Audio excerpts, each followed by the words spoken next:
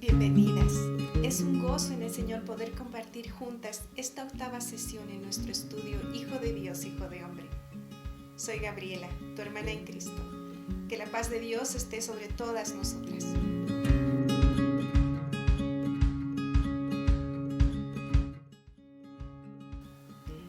Después de los profetas y la dispersión del pueblo de Dios, hubo 400 años de silencio de parte de Dios entre el Antiguo y el Nuevo Testamento. Muchos no se acordaban ya de Dios.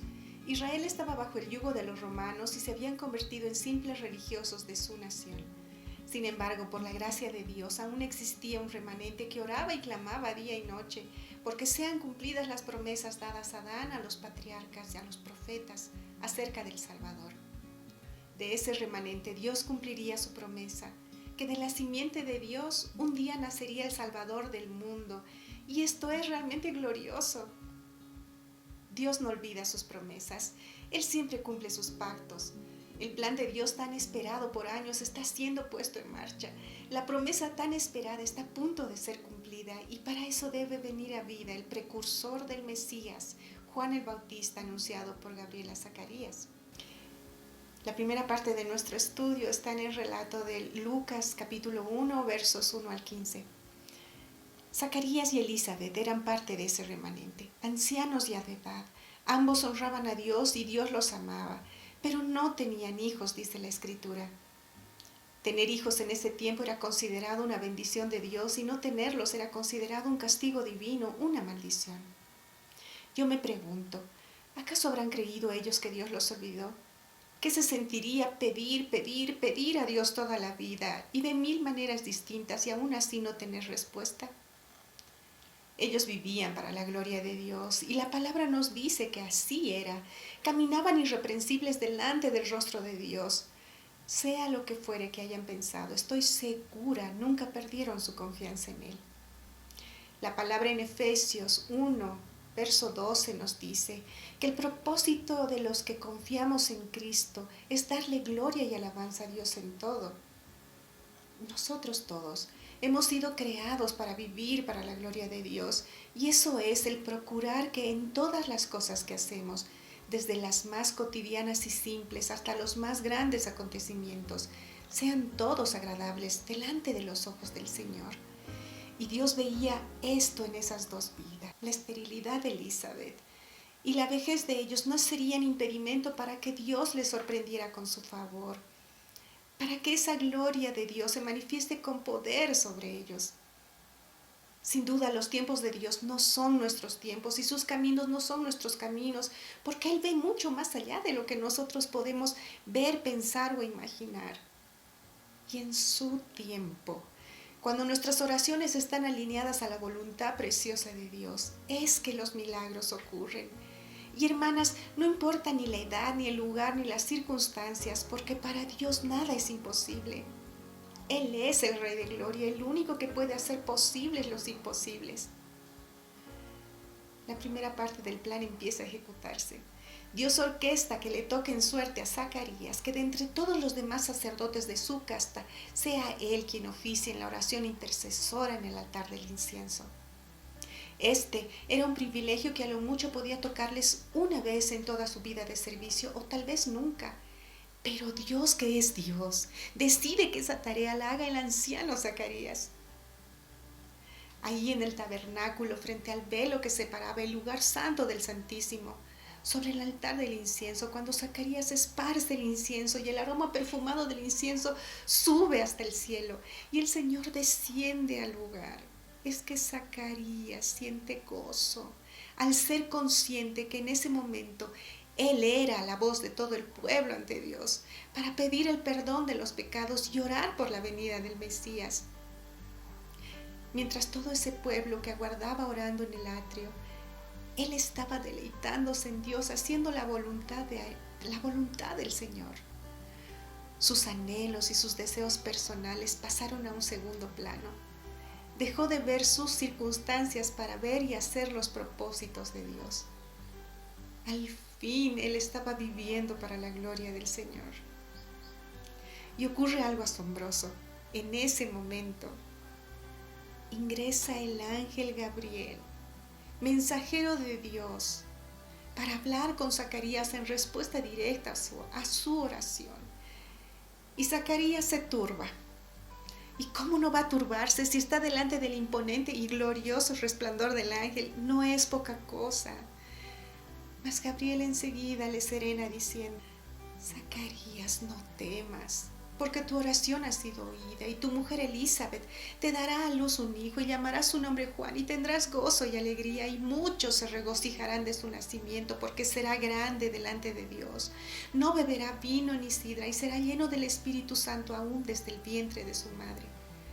Qué maravilloso momento de la gloria de Dios manifestándose. La respuesta llegó cuando él no la esperaba. Sin embargo, para Zacarías el mensaje excedía lo que él era capaz de creer, ya que era excesivamente bueno. Y a este hombre le cuesta el asimilarlo. Contra toda lógica, por milagro de Dios, su esposa le daría un hijo, y hasta el mismo Dios le dice cuál sería su nombre: Juan. Y no solo eso, sino también le dice que este niño sería grande delante de Dios, porque estaría lleno del Espíritu Santo desde el mismo vientre de su madre. Dios es increíble. El plan de Dios entró en ejecución. Es Juan quien iría delante del Señor, preparando el camino del Señor, preparando el corazón de los hombres para el encuentro con ese Dios, exhortando al arrepentimiento para perdón de sus pecados. El encuentro con el ángel hizo que el rostro de Zacarías brillara con la gloria de Dios. Y eso lo vieron todos. Cuando él, saliendo del templo, debía alzar sus brazos y pronunciar la bendición araónica, que no pudo pronunciar porque salió mudo. No tuvo necesidad de hacerlo, porque su mismo rostro expresaba tal bendición. Jehová haga resplandecer su rostro sobre ti, escrita en Números 6, 22 al 26. Aquí es importante poder entender qué es la gloria de Dios, porque es un término que seguiremos viéndolo en el transcurso de este estudio. Siempre que se habla en la Biblia de la gloria de Dios, se hace referencia a un gran resplandor que rodea el lugar o que rodea a las personas.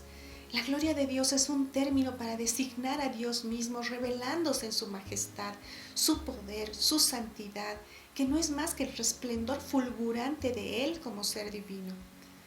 La gloria de Dios representa todo aquello que Él es, su esencia, aquello que irradia de Él hacia afuera, es la suma de todos sus atributos en Él, manifestando su gloria en sus juicios, en sus milagros, en sus pactos, en su amor, en su fidelidad, en la creación. Todo eso es la gloria de Dios, es Dios mismo.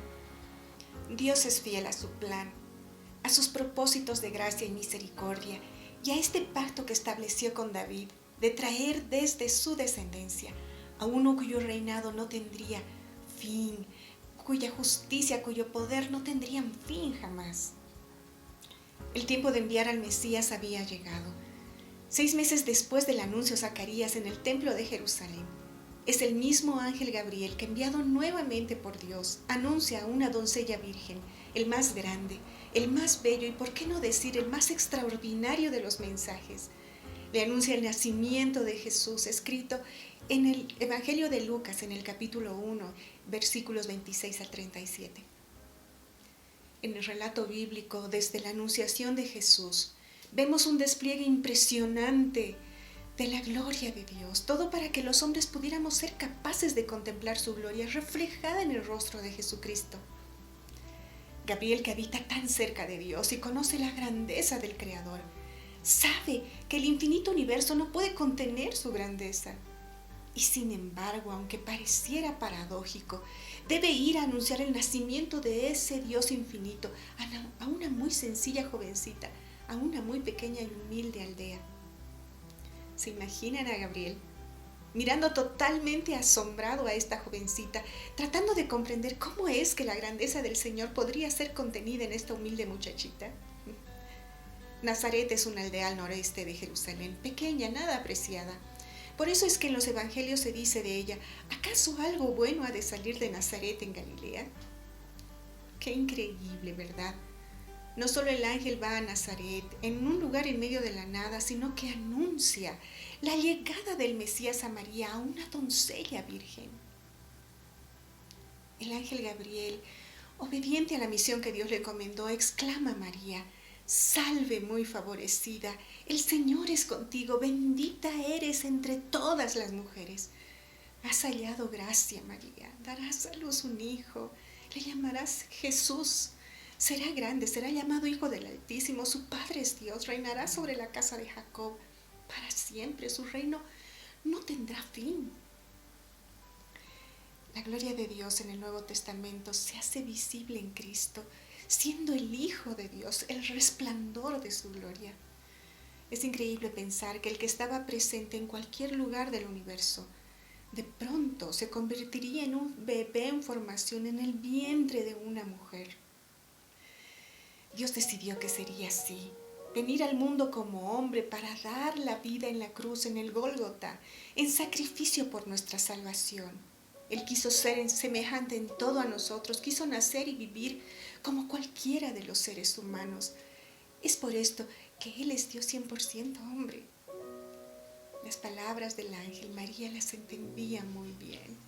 Ella era estudiosa de la palabra, tenía conocimiento de las profecías y promesas de la venida del Mesías. Y seguro en sus oraciones estaba el clamor por el cumplimiento. En el Antiguo Testamento hay muchas profecías que avisaban que vendría un Salvador. En Isaías capítulo 7, verso 14 dice: He aquí, la Virgen concebirá y dará a luz un hijo y llamará su nombre Emmanuel, que traducido es Dios con nosotros. También en Isaías capítulo 9, verso 6 dice: Porque un niño nos es nacido, hijo nos es dado, y el principado sobre su hombro, y se llamará su nombre admirable, consejero, Dios fuerte, Padre eterno, príncipe de paz. Cuando Gabriel empieza a explicarle a María quién sería su hijo, su asombro se extralimita más por eso que por la propia presencia del ángel a su lado. Su hijo ocuparía el trono de David, y David era el referente más importante en la historia de Israel. Jesús sería definido como grande, Dios con nosotros. Le reconocerían como Hijo del Altísimo. Seguramente le habría sido más fácil de entender a María que Jesús sería hijo de José, pero no fue así. Gabriel le dice que su hijo sería hijo de Dios, hijo de Rey de Israel, y que su reinado no tendría fin.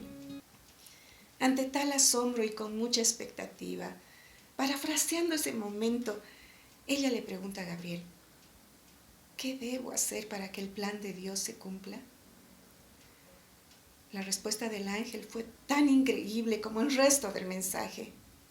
Le dijo que no debía dejar de ser virgen para quedar embarazada, que ningún hombre sería el padre de la criatura, que el padre de su bebé sería Dios mismo, que Dios mismo se manifestaría en ella, que sería por obra del Espíritu Santo, que Dios mismo la cubriría con su sombra, que su poder la rodearía, que ningún hombre podría llamarse padre de Jesús, que ningún hombre sería responsable de ese embarazo, que el único responsable sería Dios mismo. Sí, no hay duda, el plan divino de salvación está en marcha y se presenta por medio de milagros. Dios está preparado, Dios prepara este gran momento desde la eternidad. María, aunque turbada al principio, comprendió que se trataba del Salvador y se gozó, porque muchas personas piadosas como ella, Elizabeth, Zacarías, José, estaban esperando el cumplimiento de la promesa escrita desde el Antiguo Testamento. La presencia del Dios invisible se hace visible desde el mismo momento de su concepción. Es Dios quien está siendo anunciado, quien ha sido concebido y quien está a punto de nacer. Es la gloria de Dios mismo hecho carne. El día que el cielo intervino en los asuntos humanos, la humanidad intervino en los asuntos divinos, cambiaría para siempre la existencia de María, la de Elizabeth, así como la de nuestro Señor Jesús. Jesucristo el Mesías es el heredero del trono de David. Él es el vástago del tronco de Isaí, en quien se cumple el pacto, 100% hombre, nacido de mujer y 100% Dios, que como Dios, solo Él puede obrar en eventos imposibles como la esterilidad y la virginidad. La gloria de Dios en la faz de Jesucristo fue la esperanza anticipada de los israelitas y es nuestra siempre presente esperanza hoy. Charles Spurgeon, al comentar sobre el apóstol Pablo, cuando declaró la gloria de Dios en el rostro de Jesucristo en 2 de Corintios, capítulo 4, verso 6, dijo de él: nunca antes el Dios de Abraham había parecido tan glorioso como ahora. Dios en Jesucristo se había ganado el asombro adorador de la mente instruida del apóstol. Había conocido la gloria de Jehová como el único Dios. Había visto esa gloria en la creación declarada por los cielos y desplegada sobre la tierra. Había contemplado esa gloria en la ley que ardía desde el Sinaí y echaba su inaguantable luz sobre el rostro de Moisés. Pero ahora, más allá que cualquier otra cosa, Él ha venido para percibir la gloria de Dios en el rostro o la persona de Jesucristo, y esto había ganado su alma. Palabras de Charles Spurgeon.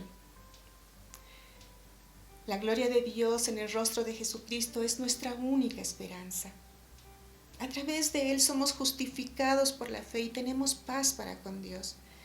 Hemos obtenido acceso a la gracia por la vida, muerte y resurrección de Jesús. Dios ya no está lejos, porque Cristo salió fuera del campamento por nosotras. Jesús fue Dios con nosotras y Él está aún con nosotras hoy. La esperanza de su gloria significa que Él está con nosotros cuando la vida es difícil y cuando está llena de gozo. En cualquier temporada y circunstancia, Él está con nosotras. Y a través de toda la vida nos regocijamos en nuestra esperanza de compartir la gloria de Dios. Hermana, no sé por lo que estés pasando en este tiempo. No sé los anhelos o deseos que guardas en tu corazón. Mas te animo a poner por obra lo que hoy hemos aprendido. Deja de ver tu circunstancia y enfócate en Cristo. Clama a Él porque Él haga evidente sus propósitos en ti. Pídele caminar en sus obras aquí en esta vida. Pídele soñar sus sueños, anhelar sus anhelos, vivir para su gloria. Que Él responderá en su tiempo y en sus propósitos. Que la gloria de Dios resplandezca sobre el rostro de todas nosotras. Amén y amén.